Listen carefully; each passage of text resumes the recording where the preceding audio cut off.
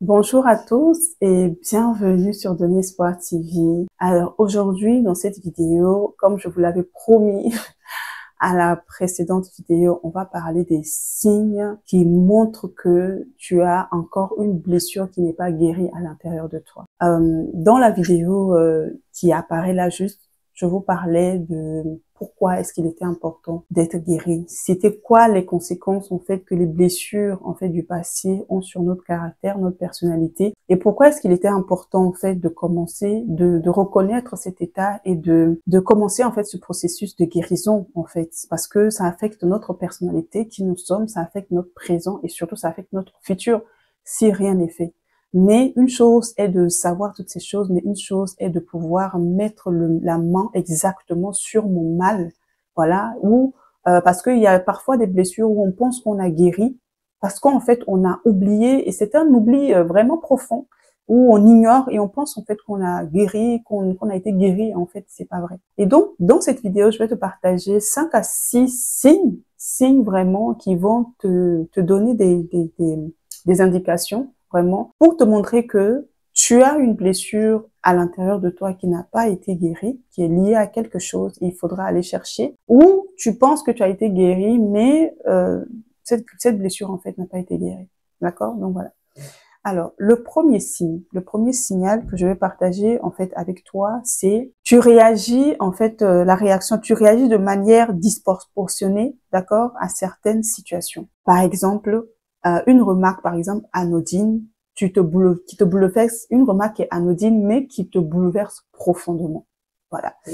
Ces types de réactions, alors je pourrais pas vraiment prendre d'exemple concret, mais tu peux le sentir. C'est pas une fois, parce que quand ça arrive une fois, bon, on peut comprendre, ou deux fois, il n'y a pas de problème, mais c'est quelque chose de façon répétitive. C'est-à-dire que tu as des réactions qui ne cadrent pas avec la situation ou ce que la personne a dit. Voilà, ta réaction est complètement disproportionnée, en fait, par rapport à ce qui a été fait. Peut-être par rapport à une remarque, mais tu le prends autrement. Ça, souvent, c'est une preuve. Et quand ça devient répétitif et que tu vois que c'est quelque chose, si tu t'en rends compte que c'est quelque chose qui revient assez régulièrement dans tes rapports avec les autres, il y a de quoi se poser la question, pourquoi est-ce que à chaque fois je réagis de manière disproportionnée? Est-ce que vraiment ce que la personne a dit nécessitait vraiment que je réagisse comme ça? Est-ce que je n'aurais pas pu réagir autrement? Alors, il y a des situations qui peuvent te mettre en colère, il y a des situations où il y a des remarques ou des paroles qui peuvent te mettre en colère, il n'y a aucun souci. Mais ça ne doit pas être genre tous les jours de ta vie en fait. Ça ne doit pas être de façon récurrente tout le temps. Si c'est tout le temps et que ça te blesse profondément, dès qu'on te fait une remarque, dès qu'on te dit quelque chose, il y a quelque chose. Ça veut dire que quelque part à l'intérieur de toi, il y a une blessure qui n'est pas encore guérie. D'accord? Le deuxième signe, c'est le fait d'avoir du mal à faire confiance. Voilà, même à des personnes qui sont proches de toi. Voilà, c'est-à-dire que tu ne fais confiance à personne. Voilà, moi je connais des gens.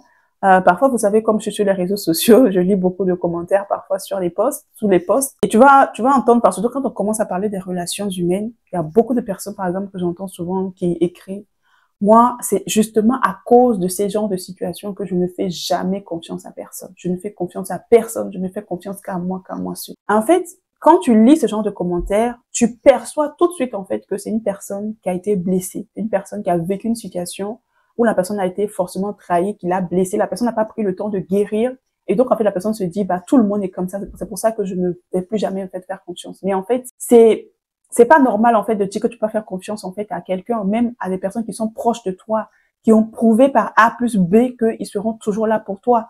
Alors certes, dans la vie, tu auras toujours des personnes qui vont te trahir, tu auras toujours des personnes qui vont pas te rendre forcément l'amour ou l'attention que tu leur donnes. Ça va toujours exister en fait, mais ça ne doit pas te faire en fait avoir cette attitude-là, genre je ne fais confiance à personne. Voilà, c'est-à-dire que chez toi, tu n'as confiance qu'en toi et en toi seul. Tu ne fais confiance à personne, même à tes proches, même les personnes qui sont là pour toi, voilà, qui ont prouvé par A plus B que tu peux leur faire confiance, mais tu n'arrives pas, en fait, à leur faire confiance. Ça peut même être ton conjoint, hein, ça peut être même ton fiancé, ton cheminot, peu importe, ça peut être un ami, vraiment, mais tu n'arrives pas, en fait, à faire confiance. Tu es tout le temps en train de remettre en cause, en doute, sa parole ou ce qu'il dit, et ça, si tu n'arrives pas à faire constater, dire qu'il y a quelque chose, quelqu'un t'a peut-être trahi par le passé, T'as peut-être donné ta confiance à quelqu'un, la personne a trahi ta confiance et en fait, t'as pas été guéri en fait de cette blessure. Et en fait, tu extrapoles ça maintenant à tout le monde et tu mets tout le monde dans le même sac. C'est pas normal. Parce que entre êtres humains, on a besoin des autres. On a besoin de se reposer aussi parfois sur les autres. Voilà. Donc ça, c'est le deuxième point. Le troisième signe qui peut t'alerter, c'est la peur du rejet ou la peur de l'abandon. D'accord? Donc et en fait, cette peur du rejet ou de l'abandon, en fait, fait que tu évites parfois certaines relations. Voilà, de peur de souffrir. Voilà, de peur de souffrir. Et quand je vous dis ça, par expérience, hein, parce que je suis passée par là et parce que le Seigneur m'en a guéri. Moi, je sais que quand j'étais au lycée, j'avais eu une amie que j'aimais beaucoup. J'étais tellement attachée à elle, tellement attachée à elle. Et puis, quand elle a rencontré un monsieur qui voulait l'épouser, cette personne en fait était jaloux en fait de la relation que j'avais avec ma copine. Et en fait, ce qui s'est passé, c'est qu'il a tout fait pour que en fait ma copine, on a dû se séparer. En fait, elle s'est séparée de moi à cause de ce monsieur-là. Et c'est quelque chose qui m'avait beaucoup blessée à l'époque. En fait, ça m'avait vraiment beaucoup blessée. Et je crois que jusqu'à ce que vraiment je rencontre Dieu qui me restaure, je n'avais plus réussi en fait à faire confiance en fait en amitié. Voilà. Je me disais que plus jamais je n'allais m'attacher en fait à un ami, à une amie parce que je l'ai fait et j'ai vu ce que ça fait et ça m'a rendu triste en fait. Mais en fait, c'est parce que je souffrais déjà du rejet parce que voilà, je m'étais déjà avec le rejet d'avoir été rejetée par mon père, etc. et tout ça. Et en fait, ce rejet, ce sentiment de rejet en fait avait fait que comme j'avais vécu ça, je me suis dit plus jamais. Mais je rends grâce à Dieu. Jésus est passé, il a fait un travail. Et aujourd'hui, mes relations ont été restaurées et j'ai à nouveau des amis, de vrais amis, des amis de destinée et je bénis le Seigneur pour leur vie. Et je rends grâce à Dieu parce que c'est tellement important d'avoir des amis, de vrais amis. C'est tellement important. Mais quand tu souffres en fait de cette peur d'être abandonné ou d'être rejeté, en fait, tu vas être constamment en fait, tu n'arrives pas en fait à te donner entièrement dans une relation, qu'elle soit familiale, amicale ou relationnelle. Tu n'es pas à 100% en fait. Tu as investi mais pas à 100%. Voilà, genre tu vas t'investir mais tu vas t'investir genre à 80%. Il y a toujours ces 20% que tu gardes à côté. Je me préserve. Je me préserve au cas où. Voilà. Et encore un autre exemple sur moi, par exemple, parce que j'aime bien vous parler de mon histoire, parce que c'est plus concret, c'est plus réel. Moi, je sais que par le passé, quand une relation finissait, quand par exemple je sentais que mon mec, par exemple, voulait me quitter, je m'arrangeais à ce que ce soit moi qui lui dise en fait que c'est terminé et jamais le gars qui vient me dire en fait. Et c'était tout le temps comme ça. Parce que genre, je sentais tellement la chose venir à distance que je prenais tout de suite les rênes de devant pour dire, je pense que voilà, on arrête. Parce que je trouvais que ça allait être trop douloureux pour moi qu'une personne vienne me dire, ah, Oji, je pense que la relation, on doit arrêter en fait. Et ça veut dire que quelque part, j'étais dans la relation, mais j'étais pas à 100% en fait. Waouh, vous voyez comment le rejet et l'abandon peut détruire en fait notre vie, notre relation. Et c'était tout le temps comme ça, hein, jusqu'à ce que vraiment je fasse une rencontre personnelle avec le Seigneur, que je prenne conscience en fait de toutes ces blessures qui étaient à l'intérieur de moi et que j'en guérisse. C'était comme ça. Mais merci Seigneur, ce n'est plus le cas. Donc, c'est pour te dire en fait que c'est réel en fait. C'est réel et que je ne suis pas en train de dire des choses juste pour parler comme ça, mais c'est vraiment réel. C'est réel. Et ce qui se passe, c'est que quand c'est comme ça, tu te fais du mal, mais tu fais aussi du mal aux autres en fait. Parce que tout le monde n'est pas mauvais et tout le monde n'est pas méchant. Il y a des gens qui t'aiment sincèrement, qui veulent vraiment te rendre en fait heureux, qui veulent vraiment que tu les laisses en fait t'aimer en fait comme tu es, tout simplement en fait. Mais si tu n'arrives pas en fait si tu as peur d'être abandonné tout le temps, peur d'être rejeté, bah en fait, ça va finir par se réaliser. C'est vraiment un poison qui détruit tes relations, sachant que quand Dieu veut agir dans ta vie, quand Dieu veut te bénir, Dieu passe toujours par un homme. Vous voyez comment le diable est méchant. Donc voilà, ça c'est un signe, troisième signe. Le quatrième signe qui peut t'alerter, c'est le sabotage, l'auto-sabotage. L'auto-sabotage. Ah mon Dieu, mais ça c'est vraiment terrible. L'auto-sabotage, c'est-à-dire que tu te sabotes, c'est-à-dire que toi-même tes propres projets, tu les sabotes toi-même ou tu te sabotes toi-même. Voilà. Ça passe comment? Ça passe par le fait tout simplement de te dire en fait que tu ne mérites pas, voilà, d'accord? Tu ne mérites pas le succès ou tu ne mérites pas en fait d'être aimé. Voilà. Et j'ai entendu une personne en fait qui a dit en fait que elle avait une de ses filles en fait qu'elle aimait beaucoup et bon c'était dans une église bien évidemment dont une de ses filles spirituelles en fait qu'elle aimait beaucoup et cette fille en fait est venue lui dire une fois que bon en fait il y a une personne dans l'église qui s'intéressait à elle et qui vraiment était très sérieux, voulait vraiment l'épouser, etc. Mais en fait, elle dit justement à son père spirituel que elle ne peut pas en fait accepter en fait l'amour en fait de cet homme-là.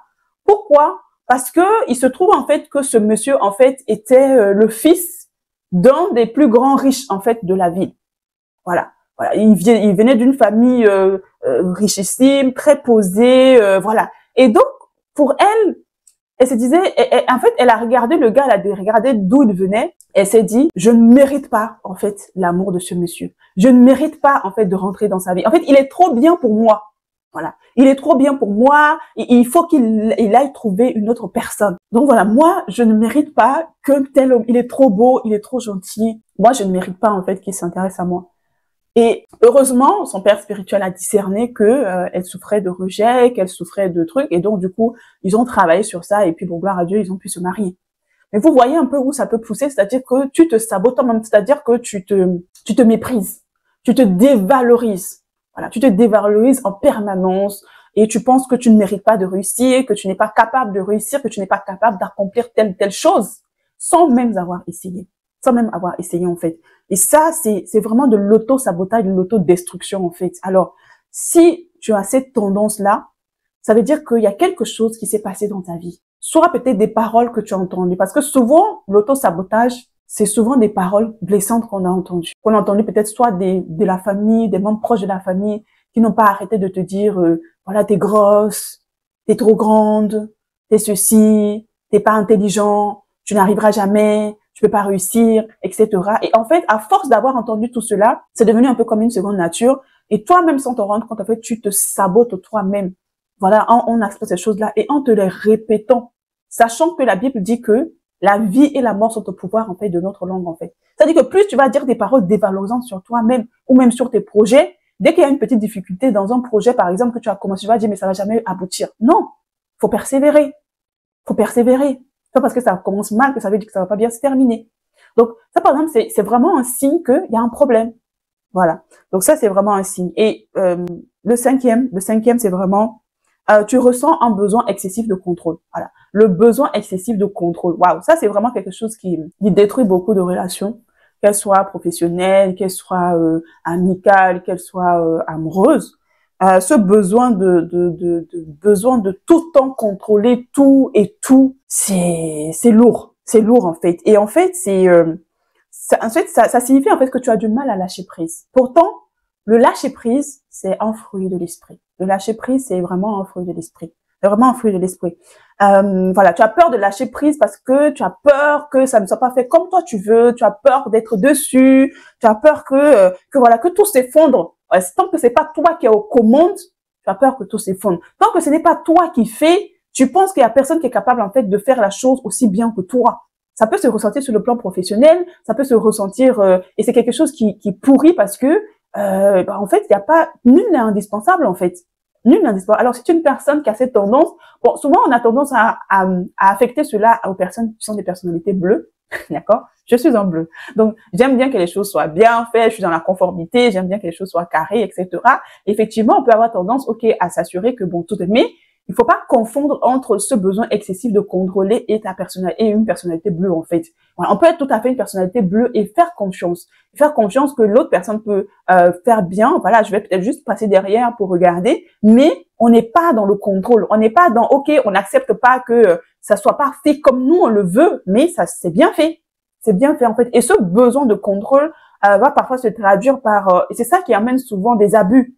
Ça peut être des abus de toutes sortes en fait, des abus psychologiques, mentaux, parce qu'il y a des personnes qui ont besoin de tout contrôler, de tout diriger, de s'assurer que tout ils dirigent, ils contrôlent tout ce que leur mari fait, ils contrôlent tout ce que leur femme fait. Ça, il y a un problème parce que tu dois apprendre à lâcher prise, tu dois apprendre à faire confiance également à Dieu et à faire confiance en fait aux autres. Et quand c'est comme ça, même ta relation avec Dieu prend un coup parce que Dieu est celui qui veut qu'on compte sur lui. Dis-toi, tu as besoin de tout contrôler. Tu peux pas tout contrôler parce que tu es un être humain, tu es dans la chair et que tu ne maîtrises pas en fait ce qui se passe dans le surnaturel en fait. Et que dans notre marche notamment, quand on est chrétien, bah c'est de vraiment faire confiance à Dieu. Tu fais confiance à Dieu en fait. Et si t'as vraiment ça en fait en toi, c'est vraiment la preuve que ok, peut-être que tu as confié un projet à quelqu'un, en tout cas par le passé, quelque chose qui s'est passé, qui a créé ça en toi. Voilà. Maintenant qu'on a vu ces 5 signes, alors ce n'est pas les seuls. Donc, si jamais il y a d'autres signes qui te parlent, n'hésite pas à me les mettre en commentaire. Je suis toujours très ravie de vous lire. D'accord? Ça me permet également de continuer à affiner mes vidéos et de vous apporter vraiment des réponses qui vont vraiment vous aider vraiment à parvenir à cette guérison définitive vraiment et à vous déployer parce que c'est vraiment le but vraiment de cette chaîne-là. Et j'aimerais vraiment t'encourager maintenant à faire un petit exercice. Est-ce que tu peux, dans un esprit de prière, d'accord, dans un esprit de prière, ou tout simplement, dans un esprit de prière, bien sûr, lister les signes, peut-être qu'il y a parmi ces signes, il y en a qui te parlent.